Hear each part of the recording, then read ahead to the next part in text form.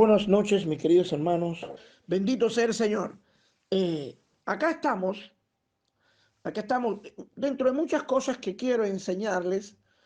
No se imagina usted cuántas cosas se me agolpan en mi mente para poder enseñarles, porque sé que son son cosas necesarias para que ustedes la aprendan. Y hoy quiero hablar de la iglesia, de la iglesia. Nosotros vamos a una iglesia, fuimos a una iglesia presencial, ahora estamos en una iglesia virtual. Nosotros nos consideramos parte de la iglesia, somos columna y baluarte de la verdad que es la iglesia, pero la pregunta que pudiéramos hacer no es, ¿sé todo lo, sé todo lo que en realidad encierra la iglesia? ¿Conozco todo lo que es la iglesia? Y yo creo que en Dios nosotros tenemos que siempre tener presente de que no sabemos nada, porque cuanto más sé, me doy cuenta que no sé nada, porque hay un universo de cosas nuevas que no sé, que Dios nos los va revelando poquito a poquito, poquito a poquito. Pues bien, hoy quiero hablarle de la iglesia. Anoche César habló un poco también de la iglesia y anteriormente nos dio pautas sobre la iglesia. El lunes y el martes estuvimos hablando sobre la cosmovisión del evangelio que tenemos que tener, y ahí obviamente está la iglesia involucrada. Pero yo quiero hacer un collage de todos estos conocimientos que hemos adquirido, de toda esta información que hemos adquirido, para de esta manera llevarnos una idea un poquito más de qué cosa es la iglesia, ¿no? Porque nosotros conocemos, quiero decirle que yo sé que ustedes conocen qué cosa es la iglesia, y verdaderamente estoy gozoso por eso. Pero hermanos, la iglesia es mucho más. Y hoy nos vamos a llevar un concepto, o no un concepto, sino un conocimiento de la iglesia, mediante esta reflexión que vamos a tener, este análisis, esta búsqueda. Pero nos vamos a dar cuenta que pasados unos días nos vamos a pertrechar de más cosas que te hace la iglesia. Porque de eso se trata la palabra de Dios. Dice que es inagotable, es inagotable. Y esto nos da verdaderamente, al menos a mí, me da una gran ilusión porque por mucho que yo quiera aprender, nunca voy a aprender todo, porque la palabra de Dios es eso, es inagotable.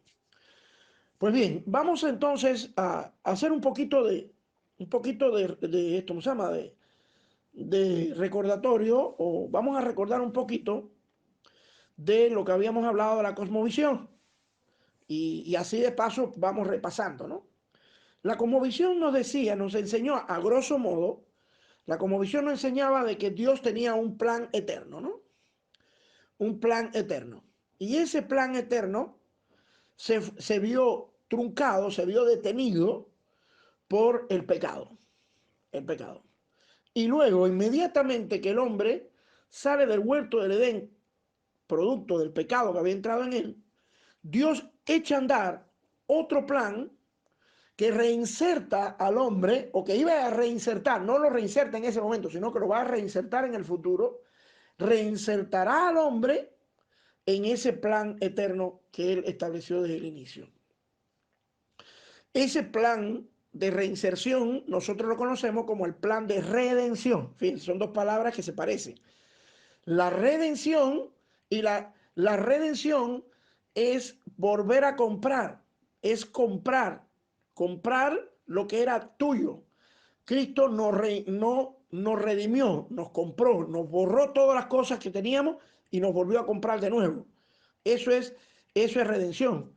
Pero gracias a la redención, a que Él nos quita lo que nos aleja de Dios, porque ¿qué nos alejó de Dios? El pecado. La redención, ¿qué cosa es? Nos compra y nos quita lo que impide que nosotros lleguemos de nuevo a Dios. El pecado, conocemos, vuelvo a repetir, nos separa de Dios. La, la, la redención nos compra a Dios, de nuevo, nos compra y nos quita el pecado. Nos quita el pecado, que es lo que impedía que yo estuviese en el plan eterno de Dios. El plan eterno de Dios lo separó el pecado, lo detuvo. El plan de redención es un plan futuro, en ese momento del Edén, es un plan futuro, que ese plan futuro consistirá en ¿qué? En reinsertarnos nosotros de nuevo en el plan inicial, en el plan eterno de Dios. ¿Y cómo lo hace? Lo hace por medio de la redención. ¿Y qué cosa es la redención? La redención es quitar lo que impedía en mí entrar al cielo, o sea, entrar a los planes eternos de Dios. Gracias a la palabra de Dios nos dimos cuenta qué cosa es la redención. No, y vuelvo a repetirle, no era un evento que sucedería ahí mismo en el Edén, no, sucedería en el futuro, se proyectaba, y hablamos de Génesis 3:15, que eso era lo que iba a suceder en el futuro. No hay redención en el Antiguo Testamento. En el Antiguo Testamento lo que hay es expiación. Y es muy importante conocer esto. Si usted que no está muy relacionado con estos términos, escríbalo, por favor. Tenga una libretica de notas y ponga: redención me quita el pecado. Nos quita el pecado. Nos quitó el pecado. Y reinsertarme es ¿qué cosa? Es volver a meterme en los planes de Dios, en los planes eternos de Dios, en el plan inicial de Dios. Ahora bien, nosotros no podemos pensar de que la redención sucede en el Antiguo Testamento. No, porque la redención, el que la iba a tener era Jesucristo, era el Mesías, era el Cristo, era el Salvador. Pero desde Génesis ya Dios está proyectando este plan de redención, que gracias a este plan de redención nos reinsertamos en el plan inicial de Dios, en el plan eterno de Dios. Pero en el Antiguo Testamento no podemos hablar de redención, sino de expiación. Expiación. Que la expiación es, como ya ustedes lo conocen, es tapar el pecado. Tapaba el pecado. Pero la expiación estaba apuntando con el índice al futuro y estaba diciendo: por ahora hay expiación, pero en el futuro será redención. Se quitará todo el pecado de nosotros, así como tú y yo gozamos hoy día. Si hoy día nosotros morimos ahorita mismo y ya Cristo murió por tus pecados, nosotros entonces estamos redimidos y podemos entrar entonces al cielo. A continuar, ¿qué cosa? El plan inicial que Dios estableció en el huerto del Edén. Aunque usted no lo crea, usted está incluido en el plan eterno de Dios, el plan inicial eterno de Dios. ¿Gracias a quién? A la redención que por medio de Jesucristo nosotros alcanzamos. Y esto tenemos que decir: aleluya, bendito sea el Señor. ¿Por qué? Porque nosotros ninguno somos de razas reales, ninguno de nosotros somos de notoria fama, simplemente somos gente simple, gente humilde, gente pecadora, gente que no merecíamos, pero aún así Dios nos escoge y nos redime, nos limpia de todo lo que impide que podamos entrar. Y al redimirnos, entonces podemos ser insertados, podemos volver a meternos en el plan inicial eterno que Dios estableció en el huerto del Edén, o al menos allí lo puso en el huerto del Edén. Y esto me llena, a mí me llena de gozo, y creo que a ti te tiene que llenar de gozo también, ¿no? Pero bueno, ahora bien, no todo es, no solamente este plan, esta redención nos lleva al plan inicial. O sea, cuando Cristo me redime, cuando Cristo me perdona todos mis pecados, cuando Cristo me quita todo el pecado, cuando Él lo hizo, yo estoy insertado en el plan eterno de Dios, en el principio, como bien decíamos. Pero no solamente eso trae consigo, sino que la redención me permite a mí alcanzar la salvación. Y esto es muy importante. La redención me quita a mí el pecado, y no solamente voy a ser insertado en el plan eterno de Dios, sino que yo voy a ser salvado del infierno. Voy a ser salvado del infierno. O sea, que Dios no hace las cosas simples. Él hace las cosas bien complejas, y siempre no solamente tiene un solo beneficio. las cosas que hace Dios siempre, en todo, en el norte, sur, este y oeste, en los 4 puntos cardinales. Yo no sé si estará bien dicho lo que estoy diciendo, pero Él te beneficia en todo. Entonces, no solamente cuando yo le digo a ustedes que fuimos insertados por la redención en el plan eterno de Dios, yo tengo que decirle, como le decía, aleluya, gloria a Dios, pero tengo que callarme la boca ante el Dios que me dice, cuidado, un momentito, hay más. ¿Cómo que hay más? Sí, hay más. Mira, lo que quiero decirte es que Dios te ha salvado también. No solamente eres insertado, sino que te ha salvado. ¿De qué? Del infierno. O sea que tengo que decir aleluya, aleluya, gloria a Dios 2 veces. ¿Por qué razón? Porque Él me insertó, pero también me salvó. Porque yo iba cabeza al infierno. Y tengo que decir, gloria a Dios, verdaderamente es algo tremendo. Pero Dios me dice, cuidado, hay más. ¿Pero hay más? Sí, claro. ¿Y qué cosa hay más? Mira, gracias, gracias a la acción de redención, Dios tuvo que buscar un mecanismo para que le ayudaran a Él, o sea, buscar colaboradores para que lo ayudáramos a qué cosa, a redimir a las personas que todavía no han sido alcanzadas por el Evangelio, o sea, que no conocen la verdad. Y me explico mejor. Acuérdense que el plan de redención comienza en el huerto del Edén, cuando Él anuncia, pero se materializan con Juan el Bautista en el Nuevo Testamento, donde dice el reino de los cielos se ha acercado. Ahora, cuando la gente, el mensaje de Juan el Bautista dice, arrepiéntanse y bautícense. O sea, cuando las personas se arrepienten y se bautizan, lo que quiere decir es, yo me arrepentí y confirmo que verdaderamente estoy arrepentido. Eso se trata de bautizo. El bautizo es confirmación de lo que yo hice. Yo acepté a Cristo un día, después, unos meses después, me bauticé. Eso quiere decir que yo confirmo, reitero que yo verdaderamente amo a Cristo y mi fe es hacia Él. Eso es bautizo. El mensaje de Juan el Bautista es bien expositivo. Dice, arrepiéntanse, cambien de pensamiento y bautícense, o sea, confirmen para que sean salvados. Pero ¿qué pasa? Que aquellas personas que son reinsertadas, aquellas personas que están libradas del infierno, o sea, por medio de la salvación, esa es la iglesia de Jesucristo. Esa es la iglesia de Jesucristo. Y esto yo creo que muy explícitamente lo enseñó anoche nuestro hermano César.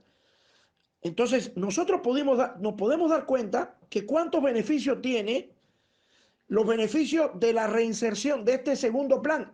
Primer plan, acuérdense, primer plan, el plan eterno de Dios. Se vio truncado, se vio detenido. ¿Por qué? Por el pecado. Pero Dios instaura, activa otro plan que se llama el plan de redención. Que este plan de redención nos inserta en el plan inicial eterno que Dios tuvo que detener por producto del pecado. Pero cuando analizamos más, nos dimos cuenta que no solamente somos insertados en el plan inicial, sino que somos salvados del infierno. Pero que las personas que son salvadas, las personas que son reinsertadas en el plan inicial, esas personas tienen un nombre. Esas personas conforman la iglesia. Todo ese grupo de personas conforman la iglesia. Ahora, ¿quién fue el que llamó la iglesia? ¿O quién fue el que formó la iglesia? La iglesia la formó Jesús. Nosotros aprendimos en la clase del lunes, y lo confirmamos el martes, cuando Jesús se refería a nosotros y nos decía, no fueron ustedes los que me escogieron a mí, fui yo el que los escogí a ustedes. Ahora, ¿qué importancia tiene la iglesia? La iglesia tiene una gran importancia. ¿Por qué? Porque la iglesia sale solita. Y vuelvo a explicarle. La iglesia sale sola. ¿Por qué? Porque las personas reinsertadas y las personas salvadas, esas personas conforman la iglesia. Son personas que escogió Dios, el mismísimo Jesucristo los escogió, Él antes de la fundación del mundo. Y Él lo dice así en su palabra. No fueron ustedes los que me escogieron a mí. Fui yo el que lo escogí a ustedes. Fui yo el que lo escogí a ustedes. Una palabra clave en todo, en esta cosmovisión. No fueron ustedes los que me escogieron. No fueron ustedes los que fueron a la iglesia. Y nos dio fuerza para decirles a ustedes, ustedes que están acá, amigos, te estoy hablando a ti, amigo, a ti que no has aceptado a Cristo todavía, te estoy diciendo de que tú no estás aquí porque tú quisiste, porque te invitó tu amigo, tu amiga, o tu hermano o tu hermana, o tu hijo o tu hijo, no sé. Tú estás aquí porque Dios te escogió a ti. Cristo, mira, Jesucristo te escogió a ti. Tú que estás en la selva, tú que estás en Carguamayo, allá arriba, ahí debajo del hielo, como se dice, tú que estás en Cerro de Pasco, tú que estás en Arequipa, tú que estás en cualquier parte del mundo, que nadie sabe de ti quizás, porque eres simple, eres algo singular, no eres una celebridad. Él fue el que te escogió a ti. Él te escogió a ti. Pero te escogió a ti ¿para qué? Y vamos ahora de atrás para adelante. Te escogió para que seas iglesia. Y por medio de cuando tú te conviertes en iglesia, tú estás salvado del infierno y a la vez eres reinsertado en el plan inicial eterno de Dios. Miren cuán grande es ser iglesia. Miren cuán privilegio es ser iglesia. Nosotros antes decíamos, bueno, nosotros somos cristianos, nos llamamos hermanos, y era la idea que teníamos de la iglesia. Pero ahora mira cuántas cosas han aparecido.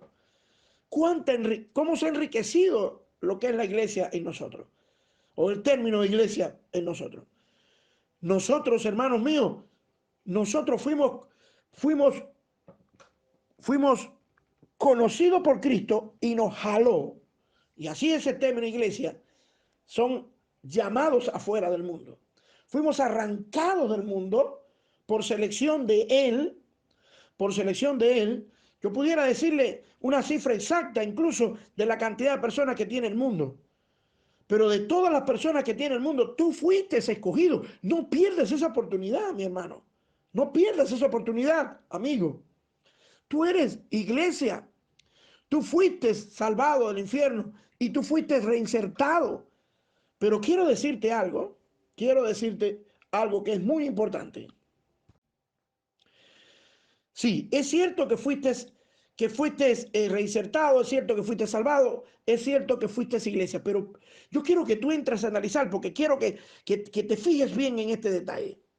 Mi hermano, tú eres iglesia, pero porque fuiste llamado por Cristo, te sacó del mundo y te trajo acá y te dice, yo quiero que tú estés conmigo. Pero la iglesia es mucho más de un término. La iglesia es la continuidad de otras personas que anteriormente, otra generación que anteriormente estaba en la iglesia y que murieron. Antes que nosotros hubo mucha gente que fueron iglesia. Y antes de esa gente que fueron a iglesia hubo otra gente. Durante 2000 años, hermanos míos, miren, durante 2000 años la iglesia ha existido. La iglesia se fundó el día de Pentecostés. El día de Pentecostés, 50 días después de la Pascua. Después que Cristo muere, miren, después que Cristo muere, 50 días después, la iglesia nace en el día de Pentecostés. Nació. Si nosotros analizamos, y Cristo muere en el año 33, del año 33 al año 2020, usted puede sacar matemáticamente cuántas generaciones han salido. Y desde ese momento desde ese año 33, de ese año 33 a la fecha, han habido decenas de generaciones de personas que fueron a iglesia. Y esas personas, ¿dónde están hoy día? Esas personas están en el cielo, salvadas del infierno, y ya pertenecen, ya ellos contatan el plan inicial eterno de Dios. Esto es algo fabuloso. Ahora, quisiera tener ese dato, lo he buscado, pero no lo acabo de encontrar. ¿Cuántas generaciones han pasado? ¿De cuánto estamos hablando? ¿De cuántas personas? Estamos hablando de muchos millones de personas que han existido en cada una de las generaciones. Pero un porcentaje muy pequeño de esas generaciones han sido cristianos. Han sido cristianos. La generación primera hubo mucha gente que conocía el mundo, que tenía el mundo. Pero de esa gran cantidad de personas que conformaban el mundo, un pequeño grupo se le llamó iglesia. Cristo usó un pequeño grupo de personas. ¿Y para qué lo hizo? Para que le anunciara a los otros. De ahí salió la segunda, la tercera, la cuarta, la quinta. ¿Cuántas generaciones habrán? Yo me imagino que deben ser más de 20 generaciones o más de 200 generaciones. Y entonces, cuando yo veo este número tan enorme de millones de personas y veo el número tan pequeño de las personas que Cristo ha escogido en cada una de esas generaciones, yo me siento verdaderamente bendecido. Yo me siento bendecido. Voy a ponerle un número, que no es ese número, pero quiero ponerle un número.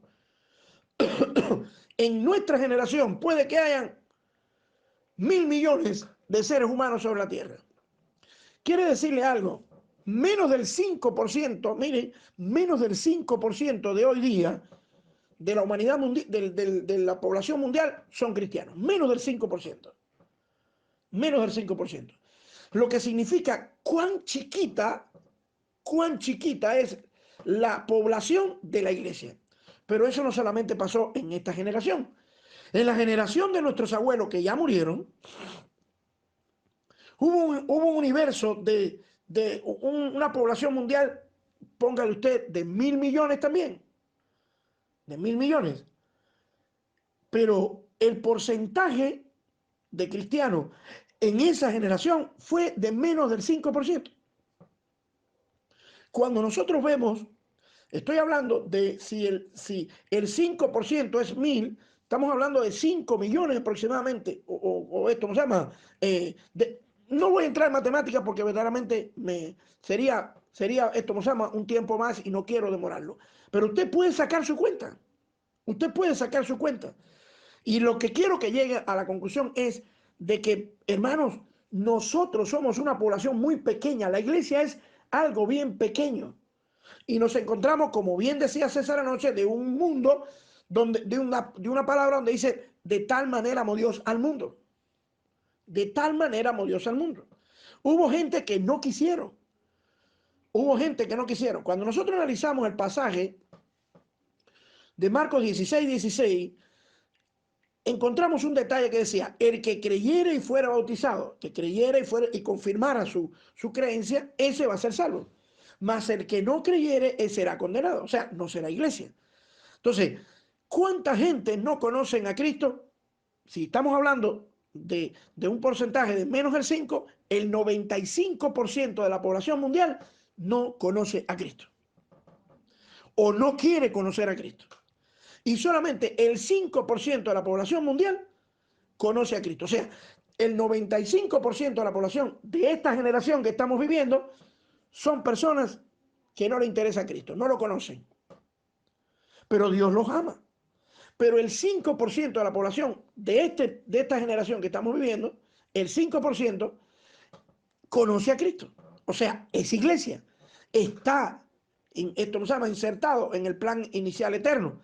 Y ha logrado la salvación. 5%. El 5% nada más.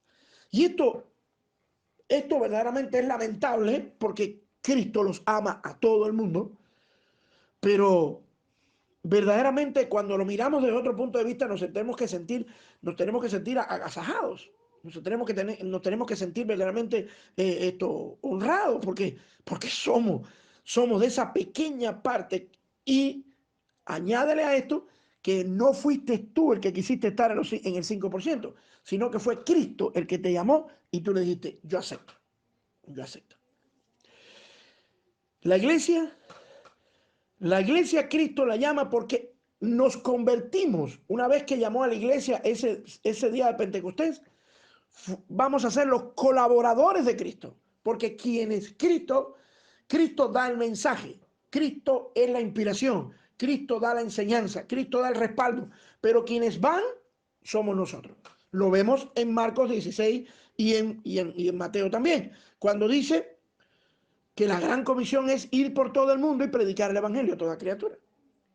O sea, Cristo es la cabeza, Cristo es la inspiración, Cristo es nuestra guía, Cristo nos instruye, Cristo nos enseña. Pero, escuchen esto, pero somos nosotros los que vamos. ¿Y quiénes somos nosotros los que vamos? Los salvados, los insertados, en otras palabras, la iglesia. La iglesia juega un papel importante. Por eso es que Él nos da la categoría o el atributo de ¿qué? De que somos columna y baluarte de la verdad. Nosotros tenemos que saber todo esto de la cosmovisión y todas estas cosas porque somos columna y baluarte de la verdad. Y lo primordial de una persona que es columna y baluarte de la verdad es conocer la verdad. Es imposible, resulta imposible que tú seas iglesia y tú no conozcas qué cosa es la iglesia. Es imposible, porque la iglesia es baluarte, es columna de la verdad. Tú tienes que enseñar la verdad, yo tengo que enseñar la verdad. Por tanto, tengo que conocer la verdad. Y esta verdad que le estoy enseñando a ustedes esta noche es muy importante. ¿Por qué razón? Porque la iglesia juega un rol muy importante en el Nuevo Testamento, porque es la afiliada, es la aliada de Jesucristo para llevar a cabo la salvación y la inserción en el plan inicial eterno de Dios. Es la iglesia. Y la pregunta que pudiéramos hacernos ahora es, bueno, ¿y cómo formo parte de la iglesia? La iglesia, primeramente, conocemos que Cristo es el que nos llamó. Pero depende de ti si aceptar o no aceptar. Yo siempre digo, cuando toco estos temas, hablo de un 50-50, 50-50, 50 Dios, 50 yo. 50 el hombre, 50 Dios. Dios quiere que todos nosotros seamos salvados, que seamos reinsertados. Dios quiere que todo el mundo sea su iglesia, porque inicialmente lo fue así. Lo fue así. Si hoy estás acá en esta tierra, es porque Dios tiene planes contigo. Tiene planes contigo, pero el pecado te ha alejado. Entonces, aquí tenemos una gran importancia. La iglesia, perdón, aquí hay un detalle que es muy importante conocerlo.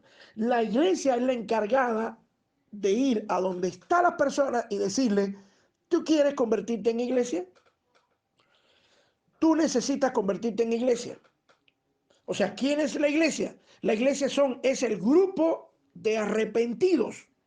Es el grupo de personas elegidos por Dios, obviamente, pero son las personas que decidieron aceptar que Cristo muriera por ellas. Esas son las personas que conforman a la iglesia. Ahora, en el libro romano, Pablo nos dice, ¿cómo van a ser perdonados si no hay nadie quien les diga qué cosa es la verdad? ¿Cómo van a ser salvados si no hay nadie que le diga cuál es la manera de ser salvado? Por tanto, la iglesia es el ente que apoya a Cristo en esta gran comisión de ir por todo el mundo y predicar el evangelio, porque es la iglesia la que va a tu casa, es la iglesia la que va al trabajo, es la iglesia que se va al parque, es la iglesia que se va a los diferentes lugares, escenarios de la vida del ser humano y te dice una verdad. Vas a ir al infierno y la única persona que te va a librar porque te va a quitar el pecado es Jesucristo. Eso, el que lo hace es la iglesia. Pero desgraciadamente hoy día en la iglesia se ha cambiado el término de qué cosa verdaderamente es la iglesia. Hoy la iglesia la conforman cualquier persona que entra al templo, que alaba al Señor, que da gritos, que dice que es profeta, que dice que habla en lengua y cuantas cosas más. Cuando en realidad la iglesia es el grupo de personas que primeramente le han dicho a Cristo, quiero que mueras por mis pecados, y segundo, han tenido la valentía de hacer la voluntad del Padre que está en los cielos, que es, dicho sea de paso, muy difícil. O sea, dos, la iglesia son aquellas personas que son redimidas por Jesucristo y que son capaces de hacer la voluntad del Padre que está en los cielos. De eso se trata la iglesia. Y vuelvo a repetir, no desde ahora, desde siempre. La iglesia ha cometido muchos errores. ¿Por qué? Porque no conoce esto que estamos hablando hoy día. La iglesia son los colaboradores de Cristo, que Cristo los escogió y que mucha gente, desgraciadamente, dijeron, no quiero ser tu colaborador. Usted me está oyendo en esta noche, que no tiene a Cristo en su corazón, que no es cristiano, que sí está oyendo desde el principio que llegó a la iglesia, está oyendo palabra de Dios, pero usted nunca ha aceptado a Cristo como su Salvador personal. En otras palabras, nunca le ha dicho a Cristo, quiero que mueras por mis pecados. Si usted nunca ha hecho eso, usted no es iglesia. Usted no es iglesia, pero como estoy yendo a una iglesia, entonces quizás usted se está dando, esté pensando que usted es miembro de nuestra iglesia, o no de nuestra iglesia, sino de la iglesia de Jesucristo. No, quiero decirte que y oigan bien eso, Cristo te trajo acá. Cristo te trajo acá. Mira, quiero que estés aquí en esta pequeña iglesia rescatando discípulos para Cristo, en ese lugar de refugio. Quiero que estés ahí. Pero tú tienes, este es la fisting, este es el 50% de Jesús, de Dios. Pero ahora te toca a ti decir, acepto tu propuesta o rechazo tu propuesta. Si tú hasta ahora no has aceptado a Cristo, tú que estás acá, tú estás rechazando el llamado que te está haciendo Jesucristo para que seas su iglesia, para que te reinsertes en el plan eterno de Dios y para que seas salvo del infierno. Y quiero que sepas eso porque es muy importante que muchas personas piensan que como estoy yendo a una iglesia, soy miembro de la iglesia o soy parte de la iglesia de Jesucristo. Si usted no ha aceptado a Cristo, usted no es parte de la iglesia de Cristo. Y por consiguiente, usted no está redimido, usted no está perdonado, usted se va a ir al infierno. Usted se va a ir al infierno. Esta es la verdad, me duele decírtelo, pero es la verdad, no quiero engañarte. Esta es la verdad.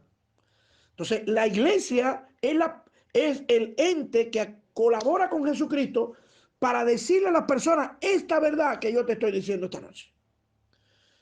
Que es dura, que es fuerte, que parece algo que no me lo esperaba porque yo pensé que la iglesia era todo amor, la iglesia todo es amor.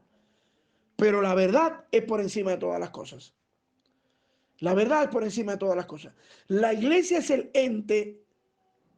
ente que trabaja junto con Jesucristo para llegarle a ese 95% de personas que uno no conocen a Cristo y dos lo han rechazado. De eso se trata la iglesia. Y por tanto, si yo trabajo con una persona que es perfecta, la iglesia tiene que caminar, tiene que hacer esto, como se llama, su camino a la perfección. O sea, la iglesia todos los días tiene que perfeccionarse. Y para eso tiene que hacer cambios. Hoy, esta noche, nosotros estamos haciendo cambios en nuestras mentes. Y esperamos que cambiemos en nuestra manera de actuar. Porque se trata de que tú fuiste llamado por Dios. Dios te llamó. ¿Lo aceptas o lo rechazas? Lo aceptas y lo rechazas. Y vuelvo a repetir, esto no es un fenómeno de estos tiempos. Esto es un fenómeno de siempre. Esto es un fenómeno de siempre. Y quiero hacer un análisis con ustedes. Quiero hacer un análisis en Apocalipsis capítulo 2 y 3. Apocalipsis 2 y 3. Estos dos capítulos hablan sobre algo que es bien interesante, que las personas que ya conocen de Dios, saben de qué me estoy refiriendo. Son mensajes a 7 iglesias que le hace Jesucristo. Juan está en la isla de Patmos, preso, Juan fue el único de los apóstoles que no muere cruentamente, sino muere de muerte natural, preso en una isla en el mar Mediterráneo que se llama Patmos, la isla de Patmos. Y Juan tiene una visión y gracias a esa visión aparece el libro de Apocalipsis. Y él escribe esa visión, que la mitad de las cosas no la entendía, pero él la escribía. Y en ese libro de Apocalipsis, Juan nos narra en el capítulo 2 y en el capítulo 3, 7 mensajes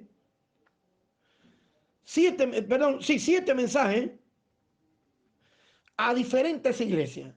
A la iglesia de Éfeso, la primera iglesia que le manda un mensaje, la iglesia Esmirna, Pérgamo, Tiatira, Sardis, Filadelfia y la Odisea. 7 iglesias. 7 iglesias. Pero quiero que aprendamos, hay mucho más que aprender de estas 7 iglesias, pero quiero que aprendan algo de estas 7 iglesias. Estas 7 iglesias existieron verdaderamente. Existieron verdaderamente, pero cada una de estas iglesias tenía una problemática. O al menos 6 tenían problemáticas. Dios le señala, mira, en estos mensajes nosotros podemos ver cómo Dios le señala el error que tenía cada una de esas iglesias. Mira, decíamos que la iglesia somos los colaboradores de Jesucristo y que Jesucristo es perfecto. Por tanto, nosotros tenemos que trabajar en base a la perfección. ¿Que vamos a ser perfectos algún día? Cuando lleguemos al cielo, cuando no estemos en esta carne. Pero quiero decirte algo, tenemos que trabajar en la perfección. Porque el que nos manda a nosotros, la cabeza de nosotros, es Cristo. Entonces, desde ese momento, desde los tiempos bíblicos, Juan le está escribiendo y nos está mostrando 7 iglesias, que al menos 6 de ellas, el mismo Jesucristo le denota errores, o sea, le detecta errores. Y al detectarle el error, Jesucristo le está diciendo, yo los conozco a ustedes. Hay una palabra común en todos los mensajes de estas 7 iglesias. Dice, yo conozco tus obras. O sea, esta frase, yo conozco tus obras, me está diciendo, yo soy la cabeza tuya, iglesia. Yo soy tu cabeza. A la iglesia de Éfeso, a la iglesia de Esmirna, Pérgamo, Tiatira, Sardis, Filadelfia y la Odisea, él le dice, yo conozco tus obras. ¿Por qué Jesús dice eso? Jesús dice eso porque Jesús es la cabeza de la iglesia. Pero cada una de estas iglesias comete un error. Y como Jesús es la cabeza y conoce la iglesia porque es su iglesia, él le detecta, oigan bien esto, le detecta el error y de manera general podemos decir que también le dice la manera de cómo salir de ese error. ¿Cómo salir de ese error? Hoy día nosotros somos iglesia. Estas iglesias, estas 7 iglesias que estamos hablando, fueron iglesias que fueron en el primer siglo, en el siglo I. Ya nosotros estamos en el siglo XXI, hace 20 siglos, hermano. 20 siglos. Pero asombrosamente, estos errores que cometieron las iglesias del siglo I, usted verá que tú y yo lo estamos cometiendo, o no tú y yo, sino las iglesias de hoy día lo están cometiendo. Y cuando nosotros sepamos estos errores que están cometiendo las iglesias de hoy día, que coinciden con las iglesias del siglo I, nos podemos dar cuenta que nosotros, si aprendemos de estos errores, podemos lograr tener la perfección de la cual Cristo nos ha llamado a tener. Dice que uno aprende de los errores, de los errores cometidos. Entonces, nosotros tenemos que mirar a estas 7 iglesias, o 6, porque hay una que no comete errores. Tenemos que mirar a estas 6 iglesias que cometieron errores y decir, yo no voy a cometer el mismo error que esta iglesia. Y ahí es donde yo me maravillo de la palabra de Dios, mis hermanos, porque desde entonces Jesucristo nos está enseñando cómo debe ser la iglesia. Y miren, de 7 iglesias, de una población de 7 iglesias, pone 6 con errores y pone a una, que es la iglesia de Filadelfia, sin errores. Sin errores. Y esto me maravilla porque él pone una población de muchas personas fallándole y una sola iglesia no le falla. Una solamente. Muchas iglesias hoy día, hermanos míos, que son enormes iglesias, como la iglesia de Tiatira, la de Pérgamo, la de Éfeso, que eran enormes iglesias, cometían errores. Y las iglesias pequeñas, como la iglesia de Filadelfia, no cometió errores. Yo le estoy comentando todas estas cosas, 1, porque supongo que lo han leído, y 2, porque el que no lo ha leído, Apocalipsis capítulo 2 y capítulo 3, y parte del capítulo 3 habla de estas 7 iglesias. Pero quisiera que usted tuviese a mano un lápiz, un lápiz para que se dé cuenta de las cosas que vamos a analizar en cada una de estas iglesias. Alabado sea el Señor. Pues bien, decíamos que estas iglesias que estamos hablando, estas 7 iglesias, Cristo le detecta los errores porque Él sabe, porque Él es la cabeza, y ahí, ¿dónde lo vemos? Yo conozco tus obras. Le detecta la falla y le indica, miren cuán importante es esto, miren quién es tu Dios. Primero, Él dice, yo sé lo que tú estás haciendo. Segundo, le dice, mira el error que estás cometiendo. Y tercero, le dice, sal de este error por medio de esta manera. O sea, le dice cómo salir del error. Esta es la obra de Dios. Y esto es lo que yo llamo Dios purificando su iglesia. Si yo veo el error y no me aparto, soy un necio, dice el proverbista. Yo tengo que ver el error y apartarme de ese error y comenzar a trabajar para no caer mal en ese error. Yo creo que estoy hablándole en esta noche a personas, una que son iglesia y dos, personas que pueden convertirse en iglesia cuando ellos quieran. Pero yo les sugiero que lo hagan lo más rápido posible. Amén. Bien, la iglesia de Éfeso, usted puede leer la iglesia de Éfeso, pero esa iglesia, Cristo es la cabeza, y la falla que tenía esta iglesia era que esta iglesia había olvidado su primer amor. ¿Qué cosa es el primer amor? El primer amor es cuando tú, y vamos a la pareja, yo me recuerdo cuando yo me enamoré de Arilis, yo la quería ver en todo momento, en todo momento. Yo quería hablar con ella en todo momento, yo quería estar con ella en todo momento, soñaba con ella en todo momento. Yo me imagino que tú también te está pasando, o te ha pasado con tu esposa, o con tu novia. La quiero ver en todo momento. A veces que aconsejando a algunos chicos que sobre el noviazgo, y hablamos de este tema, y yo le digo, pienses en él, pienses en ella constantemente. Bueno, sí, claro. Y cuando sientes un olor, te acuerdas de ella, una canción, te acuerdas de sí, estás enamorado de ella. Eso se llama el primer amor. Ya cuando tienen 30 años, como yo tengo de matrimonio, comienzan a olvidarse ese primer amor. Y ese es el gran error de los matrimonios. Hay quien dice que los matrimonios comienzan siendo pareja y terminan siendo hermanos. Y yo estoy en contra de esa afirmación, porque el matrimonio siempre será matrimonio, nunca será hermano. Matrimonio es matrimonio, intima, es carne y hueso mío, es mi cónyuge. Mi hermano nunca será carne y hueso mío. Mi esposa es carne y hueso mío. Tenemos la misma carne, el mismo hueso. Eso es lo que establece la palabra de Dios. Por tanto, si nosotros somos capaces de mantenernos en ese primer amor, nuestro matrimonio es un matrimonio eficaz, un matrimonio digno, próspero. Hay matrimonios de 10, 15 años que ni se tocan las manos. Ni se tocan las manos. Eso no es un matrimonio. Perdónenme, pero eso no es un matrimonio. Eso es un convenio que ustedes hicieron para vivir juntos y que ella te cuide de los hijos y tú le aportas el dinero. Eso no es matrimonio. Yo creo que el matrimonio tienen que seguir tocándose, tienen que seguir besándose, tienen que seguir abrazándose, tienen que seguir amándose. Y muchas veces decimos, no, es que ya ese amor que antes teníamos, ya eso se acabó. No, eso es pecado. Eso fue el error que le encontró Dios a la iglesia de Éfeso. La iglesia de Éfeso oraba. La iglesia de Éfeso era una iglesia que siempre estaba alabando al Señor. Hablaba siempre la palabra de Dios. Era una iglesia que siempre estaba efervescente.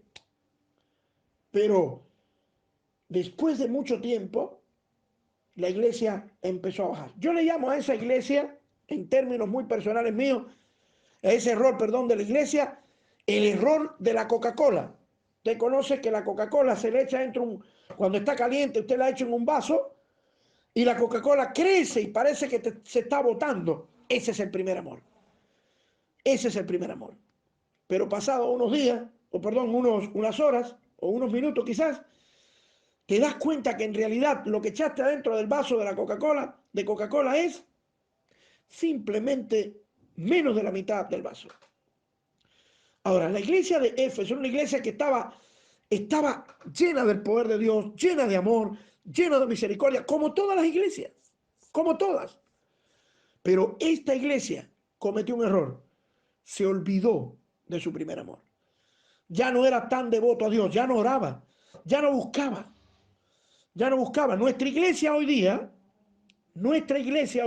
rescatando discípulos para Cristo.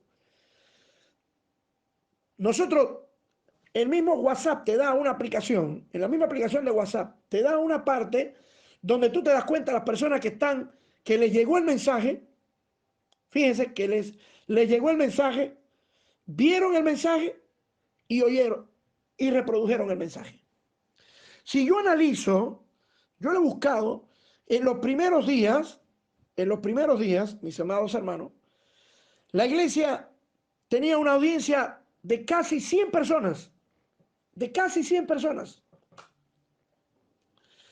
Y a medida que ha pasado el tiempo, que ya nos hemos adaptado, que ya sabemos cómo hacer las cosas, que ya no tenemos tanto temor producto de que Dios nos da la protección, estamos en un lugar de refugio.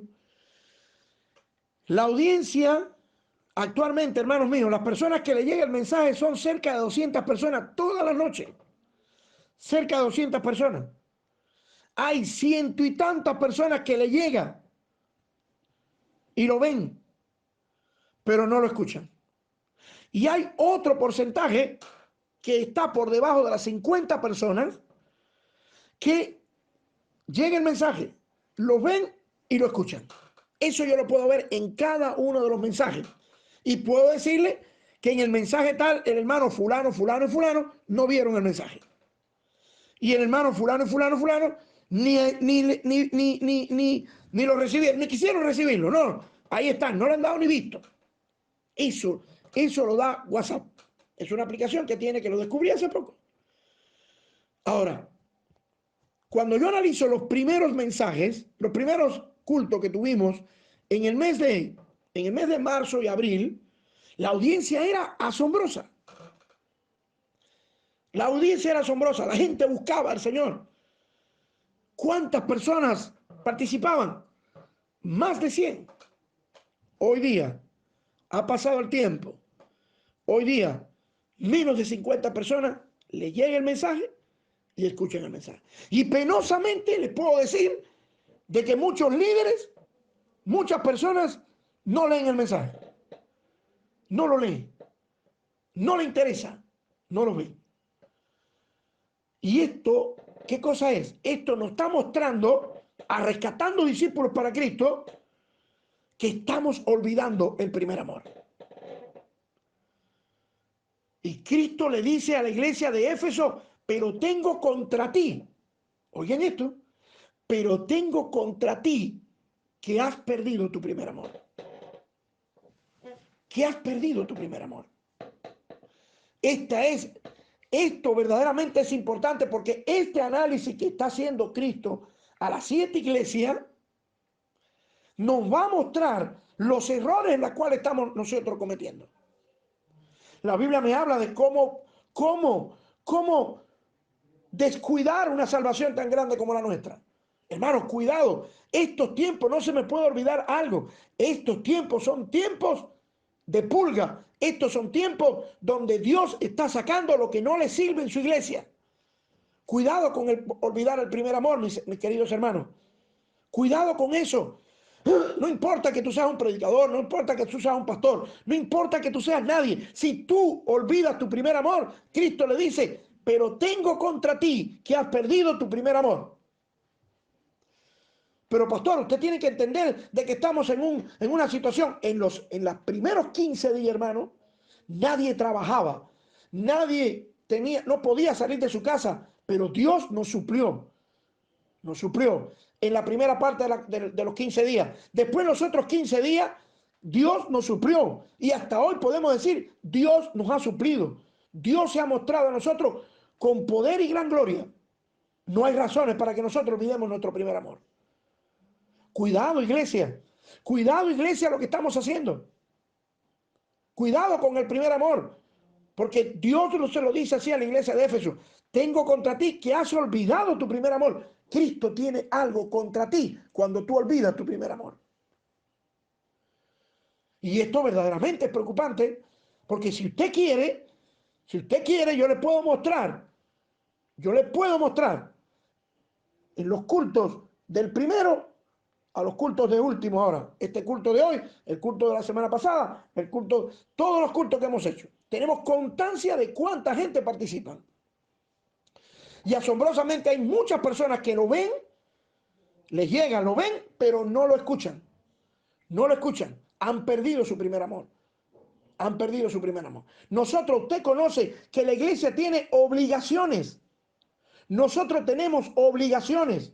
Y yo no le voy a repetir las obligaciones que tenemos. Nosotros tenemos, quien sustenta la iglesia somos nosotros. Quien hace crecer la iglesia somos nosotros. La iglesia tiene obligaciones. Te pregunto a ti, hermano, amado hermano, ¿estás cumpliendo con tus obligaciones?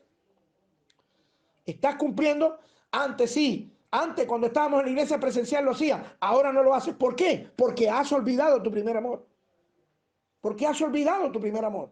Y esto es preocupante, porque es algo que la iglesia, que Dios nos está enseñando a hacer como iglesia. No podemos perder el primer amor. Tenemos que mantenernos amando a nuestras esposas desde siempre. El tiempo no puede hacer que yo deje de amar a mi esposa. El tiempo no puede hacer que yo deje de amar a Cristo y de guardar mis responsabilidades. Eso es lo que le está diciendo la iglesia o Jesucristo a la iglesia que está en Éfeso. Pero gracias a Dios nos hemos dado cuenta que nosotros también, Cristo nos está hablando esta noche. Y nos está diciendo, cuidado, rescatando discípulos para Cristo, cuidadito, porque estás perdiendo tu primer amor. Cuando vamos a las madrugadas, las oraciones de las madrugadas, hermanas, personas que no son ni aún ni cristianas, se mantienen orando por la madrugada. Y los hermanos, ¿qué están haciendo? Nada. No se presentan a orar. Cuidado, que hay promesa que dice que los postreros serán primeros y los primeros serán postreros. Cuidado, iglesia. Tenemos que ser sabios y ver que Dios nos está hablando a nosotros esta noche. Cuidado con eso, hermano. Dios le mandó también un mensaje a la iglesia que estaba en Esmirna. Y esta iglesia tenía un concepto de que él era muy pobre. Y tenía una baja autoestima. La iglesia de Esmirna era una iglesia con una baja autoestima. Una baja autoestima. Ella pensaba que todo el mundo era mejor que ella. Y cuidado con eso. Y usted dirá, menos mal que nosotros no somos así. Gloria a Dios. Pero quiero decirte, sí, no como iglesia, pero sí como persona. Nosotros tenemos hermanos en la iglesia que tenemos la autoestima tan baja que pensamos que nosotros no podemos hacerlo. Hermano, tú eres un hombre de Dios, tú eres una mujer de Dios. Tú eres tan importante como yo. Yo soy el pastor de la iglesia, pero tú eres importante porque tú eres parte del cuerpo de Cristo como lo soy yo. Lo único que yo tengo una responsabilidad y tú tienes otra. Cuidado, hermanos. Cuidado, hermano, con parecernos a la iglesia de Esmirna. Y Dios nos está diciendo, tú eres igual que todos. Tú tienes, y le dice así, tú crees que eres pobre, pero eres rica. Eres rica y la iglesia tiene que entender de que todos somos iguales. Nadie desearía tanto que nadie pensara que tú eres menor que nadie. Uno de las últimas personas que se han convertido puede pensar, no, yo no puedo, yo no sé cómo, yo no soy tan, o sea, no tengo ese protagonismo en la iglesia como el hermano Frucker, que es fundador de la iglesia. No, quiero decirte algo. Frucker y tú son la misma persona. Lo que pasa es que Frucker tiene una responsabilidad hace más años y tú recién la tienes. Cuidado, hermano. Cuidado, son errores que Dios nos está mostrando, errores que tiene la iglesia que a Él no les agrada. Cuidado con la autoestima baja. Seguimos. La iglesia de Pérgamo es otra iglesia. ¿Cuál es el señalamiento que le hace Cristo a la iglesia de Pérgamo? Dice que la iglesia de Pérgamo tiene falsas doctrinas. Nosotros conocemos, hermanos míos, nosotros conocemos que hoy día hay iglesias cristianas, excelentes iglesias. Y cuando nosotros nos vamos, miramos, hay falsas doctrinas dentro de la propia iglesia. ¿Y quiere que le diga una cosa? Nosotros hace más de un año que estamos haciendo énfasis en doctrina. Y no se trata de imponer nuestra doctrina. Se trata de aprender nuestra doctrina. Oigan bien esto, porque la iglesia de Pérgamo es una iglesia que tiene falsa doctrina dentro. Tenía los nicolaitas. Tenía los nicolaitas, que era una falsa doctrina. Hoy día hay muchas iglesias, hermanos míos, que hay un grupo de personas que piensan de una manera y hay otro grupo que piensan de otra. Y les digo, y quizás usted diga, menos mal que en nuestra iglesia no hay falsa doctrina. No, no hay falsa doctrina. Verdaderamente, que yo sepa, no. Y yo lucho por eso. Hace un año, que más de un año estamos trabajando con doctrina. Y vuelvo a repetirle, es cierto, nuestra doctrina no es perfecta. Nunca hemos dicho que nuestra doctrina es perfecta. Nunca lo hemos dicho. Y ustedes no me dejarán mentir. Pero lo que sí está claro es que tenemos una doctrina y tenemos que respetar esa doctrina. Tenemos que respetar la doctrina. No podemos desechar la doctrina. No podemos decir, bueno, el pastor piensa esto, pero yo pienso esto otro. Cuidado, hermano. Cuidado. Porque esas personas, Dios no los acepta. A los nicolaitas, Dios no los acepta. Recuerden que Nicolás era uno de los primeros diáconos que se formó en la iglesia. Y Cristo tenía mucho recelo contra los nicolaitas. Y la iglesia de Pérgamo aceptaba la falsa doctrina dentro de su iglesia. Ahí estaban. ¿Por qué la aceptaban? La aceptaban porque, por compromiso quizás. Por compromiso. O porque las personas estaban camuflajeados. Pero Dios, que conoce tus obras, porque es la cabeza de la iglesia, Él sabía que tú tenías falsa doctrina. Hermano, cuidado con esto. No se trata de que todos tienen que seguirme a mí ciegamente, porque no es el objetivo. El objetivo es que cada uno de nosotros entienda la doctrina que estamos enseñando. Usted no es pentecostal, usted no es bautista, usted no es metodista, usted no es del movimiento misionero mundial, usted es rescatando discípulos para Cristo, que así como ellos tienen una doctrina, nosotros también tenemos la nuestra. Y esto es bueno entenderlo. Nosotros tenemos un eslogan, nos parecemos a muchos, pero no somos iguales a nadie, porque tenemos identidad. Tenemos identidad. Nosotros creemos en lo que predicamos, porque practicamos lo que predicamos. Y esto es muy importante conocerlo, mis amados hermanos. La doctrina no es para creerla, perdón, nosotros no podemos tener una doctrina, no es que tengamos una doctrina diferente, sino que no entendemos la doctrina y tenemos que entenderla. Tenemos que entender la doctrina. Y mucha gente dice, no, bueno, eso es lo que dice el pastor. Otros dicen, no, eso es lo que dice el hermano fulano. Pero yo tengo mi punto de vista. Yo también leo la Biblia. Correcto, tú lees la Biblia. Nicolás también la leía. Pero él tenía su punto de vista. Y es necesario, porque es Cristo evaluando no a una persona, sino a la iglesia. Y tú eres iglesia. Tú eres el grupo de creyentes que formó Cristo, que llamó a Cristo a esta iglesia rescatando discípulos para Cristo. Muy importante tenerlo presente esta situación, este error. Primer error, perdió el primer amor. Segundo error, tenía la autoestima baja. Pérgamo tenía falsas doctrinas en su interior. Tiatira acepta a los falsos cristianos. Usted lo conoce igual que yo lo conozco. Hay iglesias, hermanos míos, que sabes que esa persona que está liderando no es cristiano, que no reúne las condiciones para ser cristiano, que no tiene la santidad para ser cristiano, pero como es el hijo del pastor, o como es esto, como es aquello, yo lo tengo que aceptar, y tengo que aceptar lo que él está en ese cargo, o está en la... No, hermano, cuidado con eso, cuidado con eso. Eso es algo que Dios se lo señaló a la iglesia de Tiatira. Había una mujer que gobernaba, que Dios Juan la llama la Jezabel.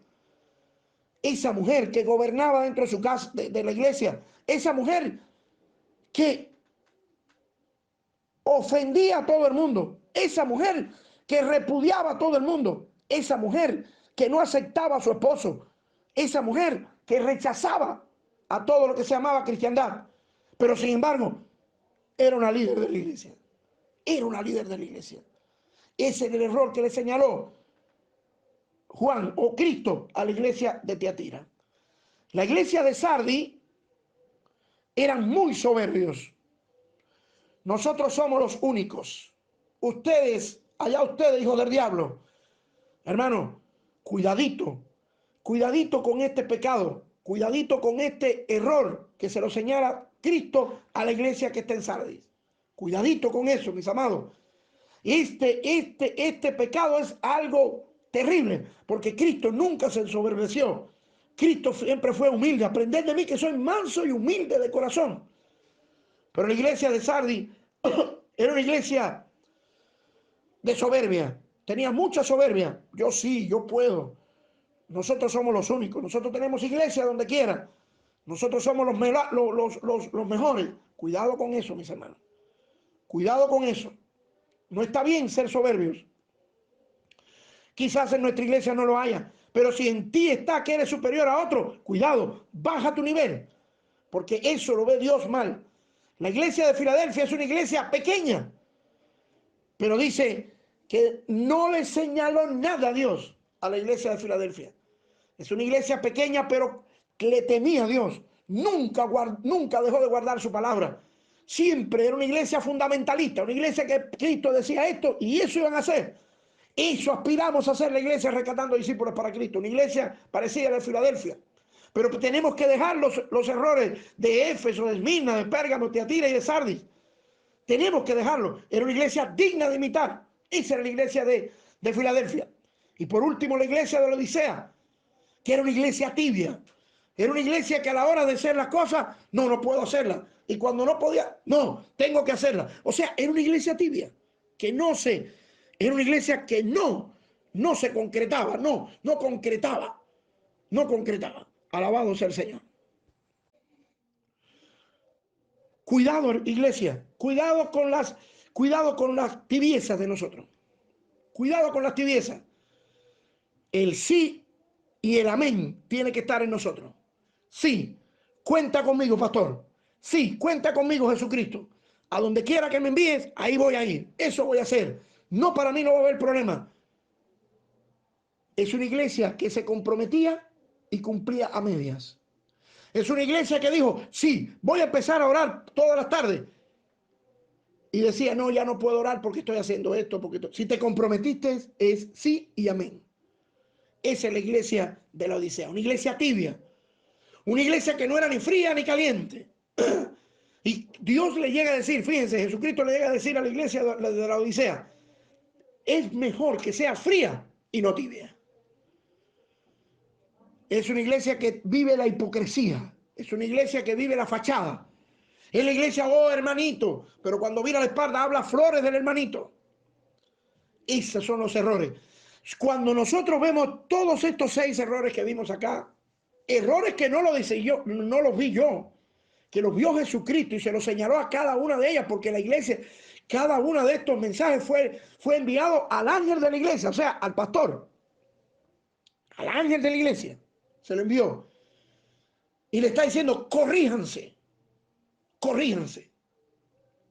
¿Por qué corríjanse? Porque ustedes son mis colaboradores. Y con esos errores ustedes no pueden desempeñar la labor que yo desempeño. Porque yo me muevo, dice Jesús, en la santidad. Yo me muevo en la santidad. Y sean santos porque yo soy santo.